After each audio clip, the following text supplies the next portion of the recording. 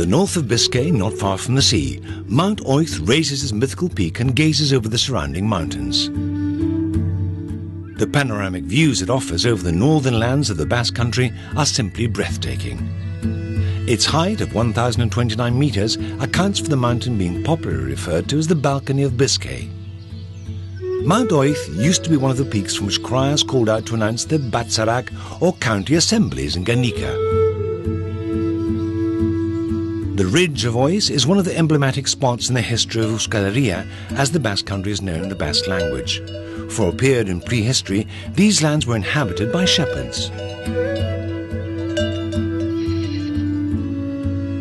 Shortly before the year 1000, unprecedented demographic and economic growth resulted in groups of peasants and livestock farmers settling in small hamlets, cutting clearings in woods, on hillsides and along the sides of valleys.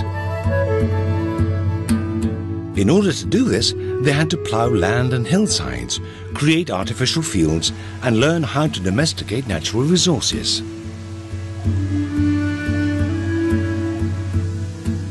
Back then, just as it was in later periods, the river was very important for the survival of the inhabitants as the main source of energy.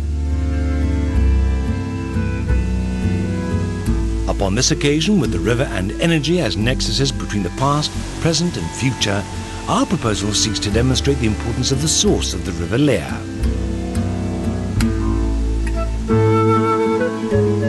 Streams and rivulets that make up the Lea and Munitibar rivers tumble down the slopes of Mount Oith, before flowing into the sea at Lacatio and Ondarroa respectively.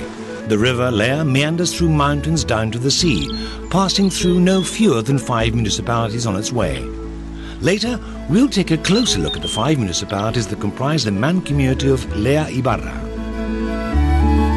In the year 2001, on the initiative of the same body and main promoter, the project known as the Project of Activities for the River Lea and its surroundings saw the light of day.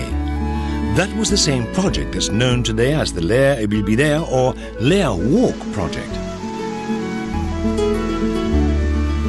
Going back to the very beginnings of the original Bengola project, we would have to place the very start of this initiative in the wind farm built on the crest of Mount Oith by Eolicas Euskadi, as the very first wind farm for generating electric energy in the whole of the province of Bizkaia.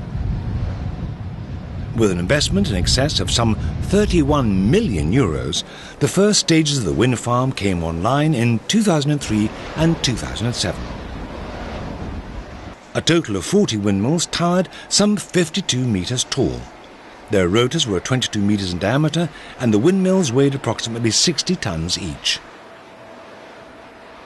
The windmills had an output of 850 kilowatts each. Bearing in mind that the average wind speed at the spot where they stood was 7.5 meters per second, the energy they produced annually was equivalent to the consumption of some 85,000 homes. Together with the previously mentioned promotion project for the River Lea, the combination of different present-day energy alternatives, together with others from our past, which, though still faint, gave shape to a much more comprehensive cultural and tourism project. What were once iron mills and dams still in use today form part of the historical heritage of Lea, its surroundings and municipalities. Well, the Bengola project popped up thanks to the conversations we were having with the Eolicas Euskadi. They were interested in promoting the expansion of the second phase of the Oith wind farm because it affected the municipality of Munitibar. Here at the town hall, we were told there was a problem, that there was nowhere in the Basque country where alternative energies were being centralized. We're talking here about wind energy, which was the energy source they were interested in, hydraulic and solar energies. Starting from there and seeing as how we had some natural surroundings where an ironworks had stood, well, we had the River Lea too, which back in the Middle Ages was a pretty much industrialized river. Several dams had been built to move heavy machinery for mills, ironworks, etc. We saw there was a possible solution to the question the Eolicas Euskadi was posing us, and so we sat down to talk. First of all, we started meeting in the town hall. When we saw the size of the project in its true dimension, we considered passing it across to the man community so that the 5 municipalities might share the project together. It was more ambitious and certainly had more chance of success that way. The Lea Ibarra project offers an unequal opportunity to get to know the countryside, atmosphere and the flora and fauna of the Valley of Lea.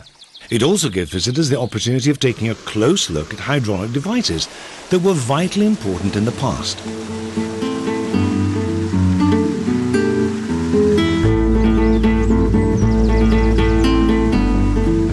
The project covers many different aspects and its aim is to create a practical and popular infrastructure that can be used daily by the region's inhabitants in response to a historic demand, whilst offering a pleasant stroll to visitors. The River Lea, which is some 20 kilometers long, runs through some 82 square kilometers before flowing into the Cantabrian Sea to the north. When we talk about Lea Ibarra, we are mainly referring to the area made up by the municipalities of Munitibar, Aulesti, Gizaburuaga, Amoroto and Mendexa. Not only is Munitibar divided up into 4 main districts, but also into the neighbourhoods of Basque and Gerikaitz. Though it received its founding charter in 1366, its origins go back to Roman times. The neoclassic church of San Vicente, found in the main square, has absorbed the remains of the Jauregia Tower. Worth particular mention is its beautiful facade, sheltered by the tower. It's a typical rural combination in which town buildings surround the church. As it flows through the municipality, the River Lea collects water from the other streams that also spring up on Mount Oith.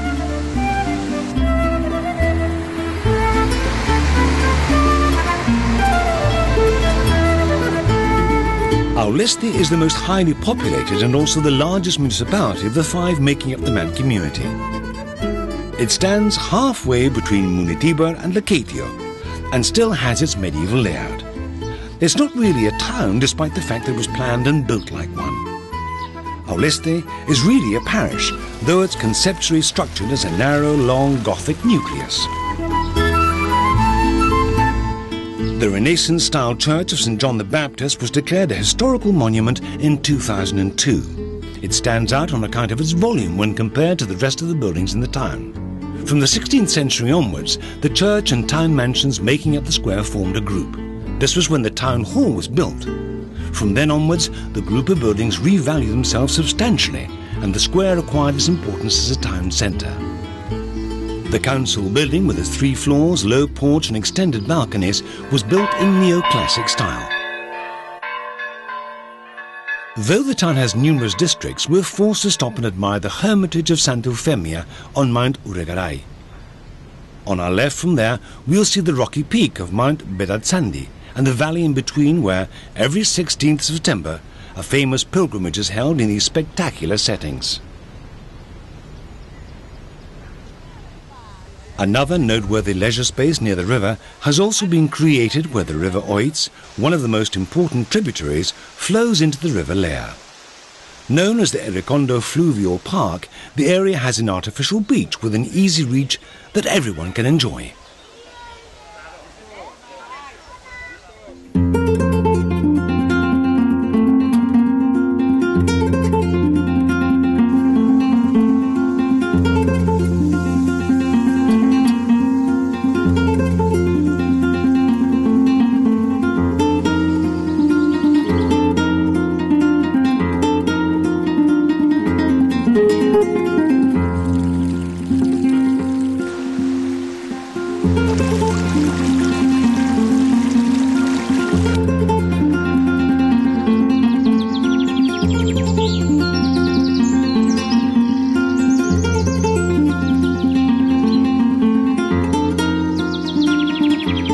Thanks to this Lea Ibarra Man community's ambitious project, that was almost totally financed by the County Council of Basque with a contribution of some €3 million, one of the most wanted things by inhabitants will materialise.